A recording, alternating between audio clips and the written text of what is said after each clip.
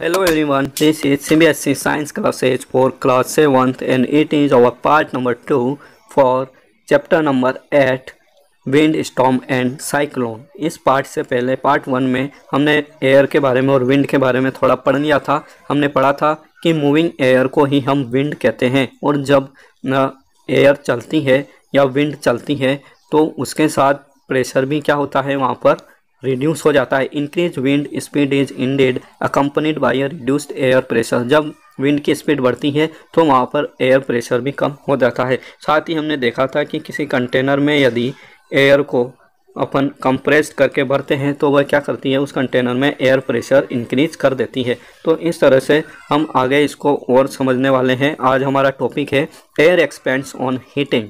Heat करने पर air क्या होती है, एक्सपेंड होती है, मतलब फैलती है।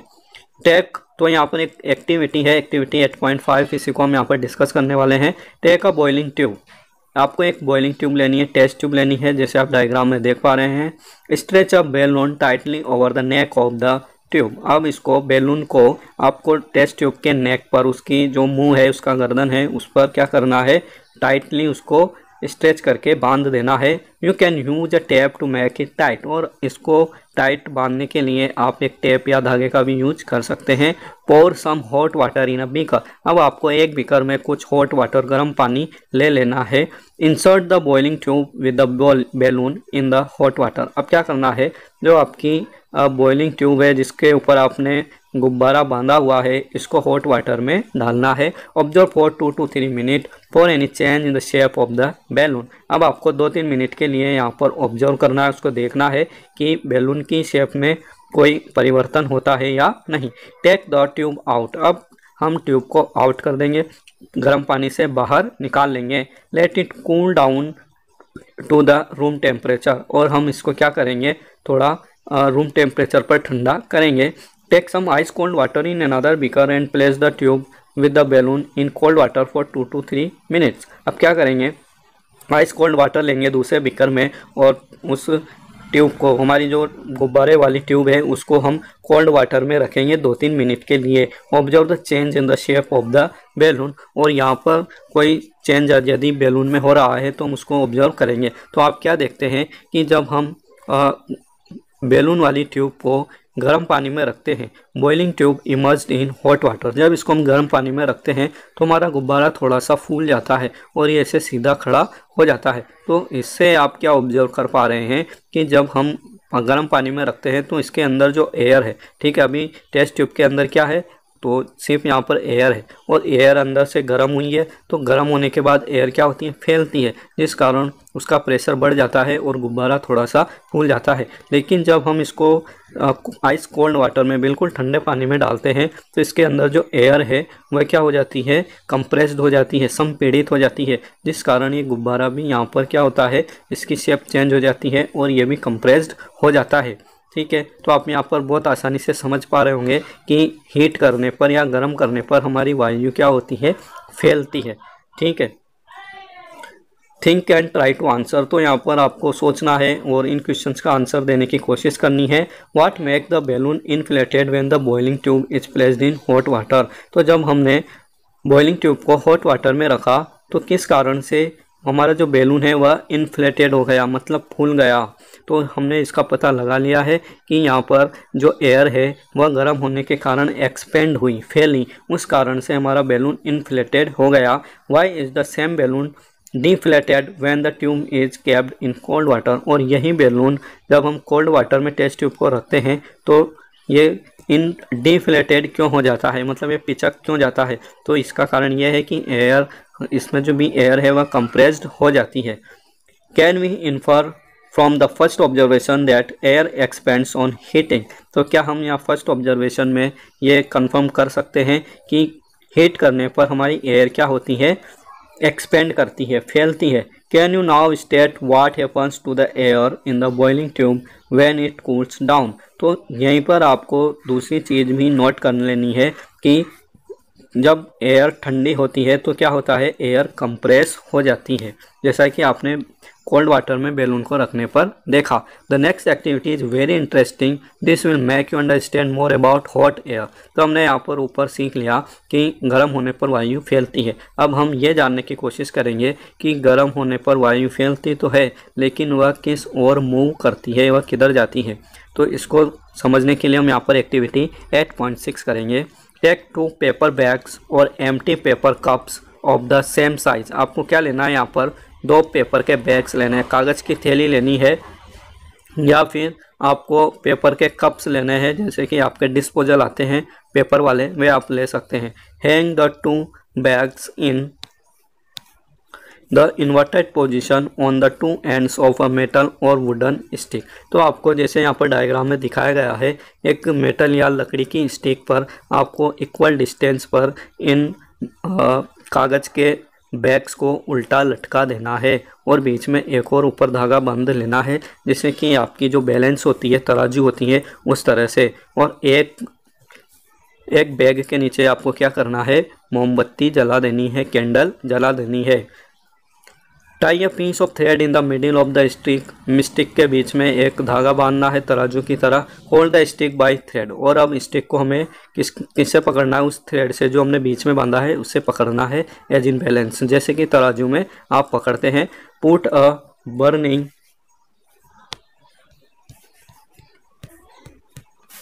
Candle below one of the bag as shown in figure. तो आपको एक बैग के नीचे, हमने 2 बैग बांधे थे, उनमें से एक बैग के नीचे आपको जलती हुई मोमबत्ती रखनी है। ऑब्जर्व व्हाट हैपन्स, तो यहाँ पर आपको ऑब्जर्व करना है क्या होता है। Why is the balance of the bags disturb, तो आप देखेंगे कि जैसे ही हम यहाँ पर नीचे मोमबत्ती जलाते हैं तो ये जो बैलेंस है बैग्स का, ये बिगड़ जाता है।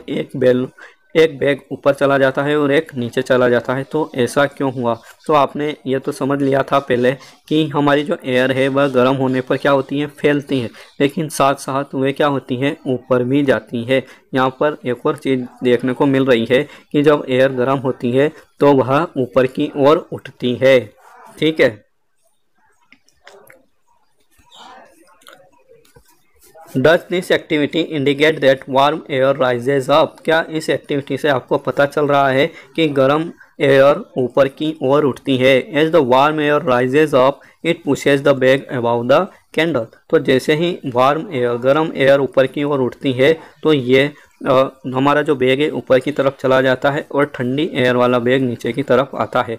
Does the disturbance of the balance suggest that the warm air is lighter than the cold air, तो यहाँ पर एक और हमें बात समझ में आती है कि जो हॉट एयर होती है वह क्या होती है, हल्की होती है। कोल्डर एयर की तुलना में हॉट एयर कैसी होती है, ज़्यादा भारी होती है, और हॉट एयर हमारी हल्की होती है। ये बात भी हम यहाँ पर समझ रहे हैं, क्योंकि जो तराजू में जैसे जो पड़ला नीचे होता है वह ज़्यादा भारी होता है। तो यहाँ पर नीचे कौन है, कोल्ड एयर वाला बैग, तो हम कह सकते हैं कि कोल्ड एयर ज़्यादा भारी होती है। Can you now explain why smoke always rises up, तो आप यहाँ पर एक्सप्लेन कर सकते हैं कि यदि आप लकड़ी जला रहे हैं, चूल्हा जला रहे हैं, तो उसमें जो धुआं उत्पन्न होता है वह हमेशा ऊपर की ओर ही क्यों उठता है। Also it is important to remember that on heating the air expand and occupies more space, और यहाँ पर एक और चीज़ आपको समझ लेनी है कि जैसे ही हम एयर को गर्म करते हैं तो एयर गर्म होने पर एक्सपेंड होती है, वह फैलती है और बहुत ज़्यादा स्पेस वह ऑक्यूपाई करती है। When the same thing occupies more space it becomes lighter, तो कोई भी चीज़ जब ज़्यादा जगह घेरने लगती है, ज़्यादा स्पेस ऑक्यूपाई करने लगती है, तो ये क्या हो जाती है, हल्की हो जाती है। The warm air is therefore lighter than the cold air, तो इस तरह से यहाँ पर वार्म एयर जो होती है वह कोल्ड एयर से हल्की होती है। That is the reason that the smoke goes off, और यही कारण है कि जो धुआं होता है लकड़ी या चूल्हा जलाने पर वह ऊपर की ओर उठता है। In nature there are several situations, हमारी प्रकृति में इस तरह की कई परिस्थितियाँ उत्पन्न होती हैं। When warm air rises at a place the air pressure at that place is lower, तो हमारी प्रकृति में इस तरह की कई कंडीशन में देखने को मिलती हैं। जब वार्म एयर, गर्म एयर ऊपर की ओर उठती है किसी स्थान पर, कोई एयर या उस स्थान पर यदि गर्मी ज़्यादा होती है तो उस स्थान की एयर ऊपर की ओर उठती है। The air pressure at this place is lower, और उस जगह का जो एयर प्रेशर है वह क्या हो जाता है, कम हो जाता है।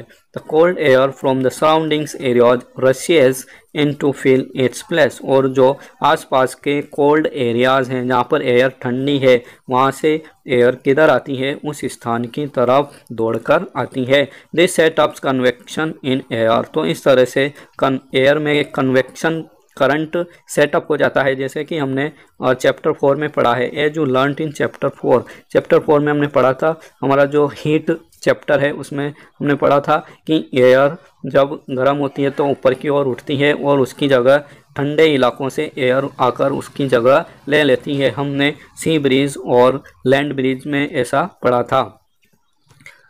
Then our next topic is 8.4 wind currents are generated due to an even heating on the earth। हमारी जो पवनें चलती हैं, विंड्स चलती हैं, हमारे चारों ओर बहुत तेज़ तेज़ हवाएं चलती हैं, कभी कम तेज़ चलती हैं, कभी बहुत तेज़ चलती हैं। तो ऐसी विंड करंट्स क्यों उत्पन्न होती हैं? ऐसा uneven heating of the earth के कारण होता है। हमारी पृथ्वी किसी जगह पर ज़्यादा गर्म होती है और किसी जगह पर कम गर्म होती है, हमेशा समान रूप से गर्म नहीं रहती है। तो उसी कारण से हमारी विंड करंट्स क्या होती हैं, उत्पन्न होती हैं। दिस सिचुएशन आर, तो ऐसी कौन कौन सी सिचुएशन है जिनके कारण विंड करंट्स उत्पन्न होती है? फर्स्ट है uneven heating between the equator and the poles. ये जो अनइवन हीटिंग की हम बात कर रहे हैं, तो सबसे पहले अनइवन हीटिंग को हम कहाँ देखेंगे? Between equator and the pole. Equator आप जानते हो, जैसे कि यहाँ पर डायग्राम में दिखाया गया है, ये हमारा साउथ पोल है और ऊपर वाला क्या है? नॉर्थ पोल है। बीच में जो भूमध्य रेखा होती है इसी को हम क्या कहते हैं? इक्वेटर कहते हैं, ठीक है। और ये जो लाइन्स हैं हमारी बिल्कुल हॉरिजॉन्टल लाइन्स, इनको हम क्या बोलते हैं? लेटीट्यूड्स बोलते हैं, ठीक है, यानी अक्षांश रेखाएं बोलते हैं। तो इससे क्या फ़र्क पड़ता है, कैसे हवाएं चलती हैं, पवनें चलती हैं? You might have learnt in geography that regions close to the equator get maximum heat from the sun।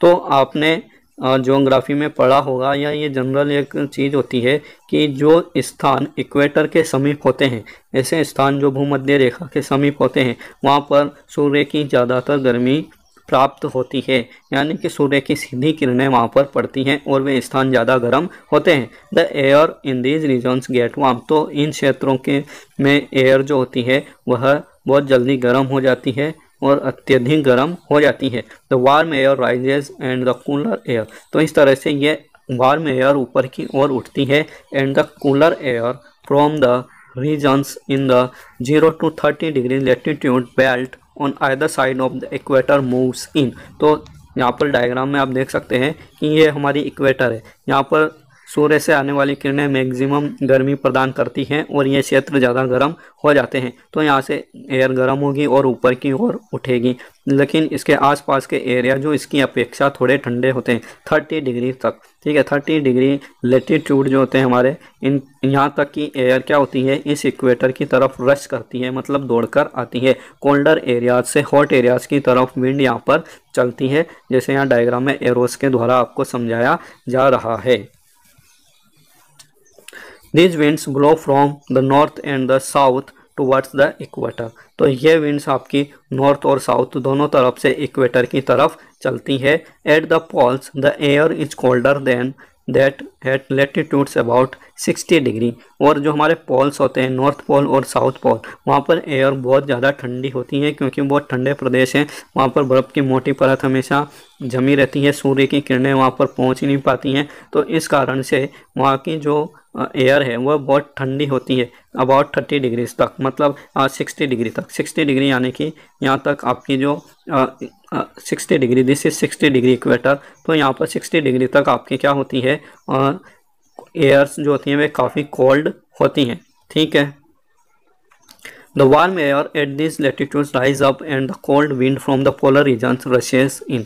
तो जहाँ पर इन क्षेत्रों में जो हॉट एयर होती है, ठीक है, ये 30 डिग्री वाली तो इक्वेटर की तरफ जाएगी, और ऊपर 60 डिग्री तक जो पवनें होती हैं ये यहाँ पर थोड़ी वार्म होती हैं, लेकिन पोलर रीजन में क्या होती है? बिल्कुल ठंडी होती हैं। तो ये पवनें भी ऊपर उठती हैं और इनकी जगह कौन आ जाती है? पोलर रीजन वाली ठंडी पवनें यहाँ पर आ जाती हैं। In this way wind circulation is set up from the poles to the warmer latitudes as shown in figure. तो इस तरह से यहाँ पर क्या होता है, पवनों का एक सर्कुलेशन बन जाता है कि इक्वेटर पे पवनें गर्म होंगी, ऊपर की ओर उठेंगी, इनकी जगह कौन आएगा, ठंडी वायु आएगी अपने 30 डिग्री तक, जो भी लेटीट्यूड से जो भी क्षेत्र है उधर से, और ये पवनें वापस गर्म होएंगी इक्वेटर पे आने के बाद, फिर वापस ऊपर उठेंगी। इस तरह से यहाँ पर एक चक्र का निर्माण हो जाता है। और दूसरा चक्र आपके कहाँ बनता है, पोलर रीजन्स में और 60 डिग्री लेटीट्यूड्स के बीच में, जहाँ पर 60 डिग्री लेटीट्यूड पर जो टेम्परेचर होता है वह पोलर रीजन की तुलना में ज़्यादा गर्म होता है। तो यहाँ की एयर भी ऊपर उठती है और इनकी जगह कौन लेती है, पोलर रीजन वाली एयर्स यहाँ पर रीजन इसका एरिया ऑक्युपाई कर लेती है, और इस तरह से यहाँ पर विंड्स चलती हैं। Then I wonder why the winds shown in the figure are not the exact north-south direction। तो यहाँ पर पहली ने एक बहुत अच्छा क्वेश्चन उठाया है कि ये हमने जो पवने हैं हमारी साउथ से इक्वेटर की तरफ चल रही है ना, और ये नॉर्थ से भी इक्वेटर की तरफ चल, लेकिन ये सीधी क्यों नहीं चल रही है, ऐसे यहाँ पर एरो है आपके, ये घुमावदार क्यों है ना। तो ऐसे घुमावदार एरो होने का रीज़न यहाँ पर रोटेशन ऑफ अर्थ है। The winds would have flown in the north-south direction from north to south or from south to north।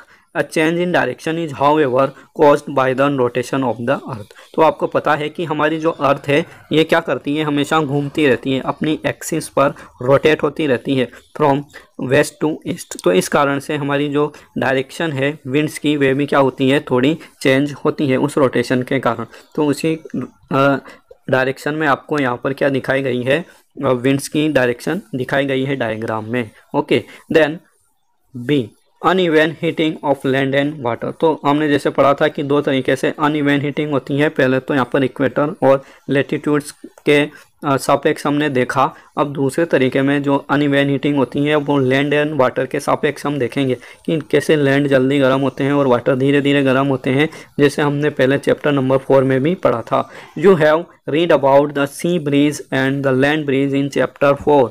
Chapter 4 में हमने सी ब्रीज और लैंड ब्रीज के बारे में पढ़ा था कि दिन में जब भूमि बहुत अत्यधिक गर्म हो जाती है या तेज़ी के साथ गर्म होती है, पानी हमारा धीरे धीरे गर्म होता है और उसकी सतह क्या होती है, ठंडी होती है, उसके ऊपर जो वायु होती है वो ठंडी होती है, लेकिन भूमि के ऊपर लैंड के ऊपर की वायु ज़्यादा गर्म होती है, तो वह ऊपर की ओर उठती है और उसकी जगह समुद्र की हवाएं उसका स्थान आकर ले लेती हैं। तो इस तरह से दिन में सी ब्रीज चलती हैं और रात में लैंड ब्रीज चलती हैं। In summer near the equator the land warms up faster and most of the time the temperature of the land is higher than that of water in the ocean. तो summer के दौरान, गर्मियों के दौरान, है ना, अभी हम पूरे जो हमारे वाटर एरिया है, ओशियन है, उन सब की बात कर रहे हैं, ठीक है। तो इन समर इक्वेटर के आसपास का जो एरिया है वह बहुत जल्दी गर्म हो जाता है और most of the time temperature of land is higher than of water in the ocean.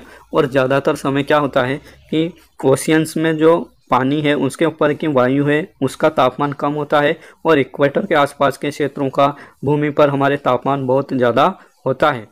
The air over the land gets heated and rises. तो हमारे समुद्रों के ऊपर की वायु गर्म होती है और ऊपर की ओर उठती है। This causes the winds to flow from the ocean toward the land. इस तरह से क्या होता है, विंड्स समुद्रों से भूमि की तरफ चलती है। These are monsoon winds. इन पवनों को हम क्या कहते हैं, मानसूनी पवने कहते हैं, ठीक है। गर्मी के दौरान या गर्मी के तुरंत बाद जो पवने चलती हैं उसको हम क्या कहते हैं, मानसून पवने कहते हैं। The word monsoon is derived from the Arabic word मौसम विच मीन्स सीजन। तो हमारा जो ये मानसून शब्द है ये कहाँ से आया, तो इसके बारे में आप थोड़ी सी जनरल नॉलेज ले लें कि ये एक अरेबिक वर्ड है, ठीक है, अरब भाषा का वर्ड है मौसम। मौसम से ये बना है, ठीक है। और मौसम का अर्थ क्या होता है हमारे यहाँ, सीज़न, मौसम, ठीक है। जनरली मौसम वर्ड इंडिया में भी अपने यूज होता है, तो मौसम का मतलब होता है सीज़न। और इसी से हमारा क्या बना है, मानसून, क्योंकि ये क्या लेकर आती है, ये पवने हमारे बारिश लेकर आती हैं, क्योंकि समुद्र से आने वाली पवनों में नमी होती है और उनमें बादल भी होते हैं। In water the direction of in winter the direction of the wind flows gets reversed. और सर्दियों में ये डायरेक्शन क्या होता है, रिवर्स्ड हो जाता है। मतलब गर्मियों में पवने किधर चलती हैं, ओशियन से भूमि की तरफ चलती हैं, लेकिन सर्दियों में पवने भूमि से समुद्र की तरफ चलती हैं। It flows from land to the ocean, ठीक है। फिगर 8.10 में हम इसको देख सकते हैं। यहाँ पर नीचे देखिए आपको दिखाया गया है, ठीक है। एक डायग्राम आपके समर के लिए है। समर में क्या होता है, ये हमारा इंडिया है, यहाँ पर भूमि गर्म होगी, आसपास इसके समुद्र हैं, तो भूमि के गर्म होने से पवनें ऊपर की ओर उठेंगी और समुद्री हवाएं क्या होंगी, भूमि की तरफ चलेंगी, ठीक है। इधर आपके हिमालय आ जाता है, इससे टकराकर इनका डायरेक्शन बदल जाता है। इसी तरह से जब सर्दियों का मौसम आता है तब ये पवनें क्या चलती हैं, भूमि से समुद्र की ओर चलती हैं। ऐसा क्यों होता है, क्योंकि सर्दियों में हमारी भूमि अत्यधिक ठंडी हो जाती है, लेकिन जो समुद्र का पानी है वह काफ़ी गर्म रहता है, तो इस कारण से यहाँ की वायु ऊपर की ओर उठती है और उसकी जगह कौन लेती है, भूमि की वायु लेती है। तो इस तरह से आप देख सकते हैं ये एकदम एक्चुअल एंड ओरिजिनल डायग्राम है, जो कि आपके समर में और विंटर में पवनों के पैटर्न को बताते हैं कि किस तरह से हमारे यहाँ मानसूनी पवनें चलती हैं सर्दियों में और गर्मियों में।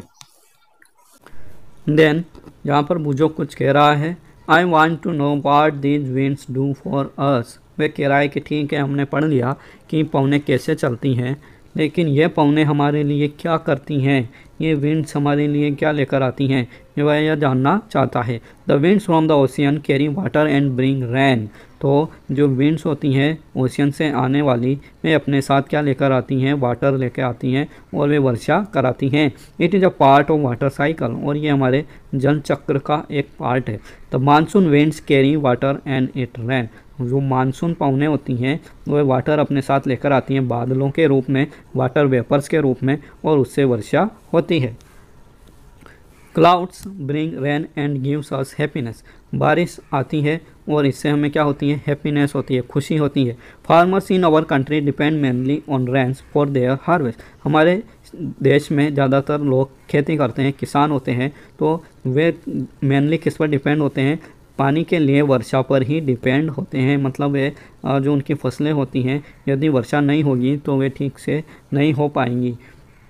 There are many folk song associated with clouds and rains. तो ये जो हमारे बादल हैं, वर्षा है, मानसून है, इनसे रिलेटेड कई हमारे फोक सॉन्ग बने हुए हैं। Sing and enjoy with your friends if you know such a song here is one for you. तो आपको यहाँ पर यदि कोई ऐसा फोक सॉन्ग, लोकगीत आपको याद है तो आप उसको अपने फ्रेंड्स के साथ गाइए, एंजॉय कीजिए, और एक सॉन्ग आपके लिए यहाँ पर भी दिया गया है, ठीक है। तो आप इसको पढ़ सकते हैं और एंजॉय कर सकते हैं। Okay, then however it is not always a happy ending. Rains often create problems. तो वर्षा होती है, शुरू में हमें अच्छा लगता है, लेकिन रेन्स का आना या बारिश का होना, पवनों का चलना, ये हमेशा हमारे लिए सुखद नहीं होता है। कभी कभी रेन्स या विंड्स हमारे लिए क्या कर सकती हैं, प्रॉब्लम भी क्रिएट कर सकती हैं। Can you list some of the problems. क्या आप कुछ प्रॉब्लम्स की लिस्ट बना सकते हैं। तो आप देख सकते हैं कि वर्षा के दौरान पानी तो आता है, वर्षा भी होती है, लेकिन कभी कभी बहुत ज़्यादा पानी आ जाता है, बाढ़ आ जाती है। इसके अलावा कभी कभी बिजली भी चमकती है। जब बादल बहुत ज़्यादा इकट्ठे हो जाते हैं, ज़्यादा वर्षा होती है, तो बिजली चमकती है, थंडर स्टॉर्म होता है ना। थंडर स्टॉर्म का मतलब होता है गर्जन होना, बिजली कड़कना, बिजली चमकना, और कई बार बिजली गिरने से मकान भी टूट जाते हैं, और लोगों के ऊपर और पशुओं के ऊपर यदि बिजली गिरती है तो उनकी डेथ भी हो जाती है। इसके अलावा कभी कभी थंडर स्टॉर्म आते हैं, मतलब तेज़ हवाएं आती हैं, तूफान आते हैं, तेज़ हवाएं चलती हैं। तो रेन के साथ साथ ऐसी मुसीबतें भी नेचुरली हमारे साथ देखी जाती हैं। Can you list. तो हमने यहाँ पर कुछ प्रॉब्लम्स के बारे में डिस्कस किया। Thunderstorm and cyclone are such problems. Can you discuss the causes and solution of problems with your teacher and parents. तो क्या इन प्रॉब्लम्स को और इनके कारण को, इनके कॉजेज को आप अपने टीचर और पेरेंट्स के साथ इनको डिस्कस कर सकते हो। इनके कारण क्या है और ये क्यों होती हैं, इनके सॉल्यूशन क्या है, इनके बारे में डिस्कस कर सकते हैं। In nature itself there are certain situations that can sometimes create disasters and pose threat to humans, animals and plant life.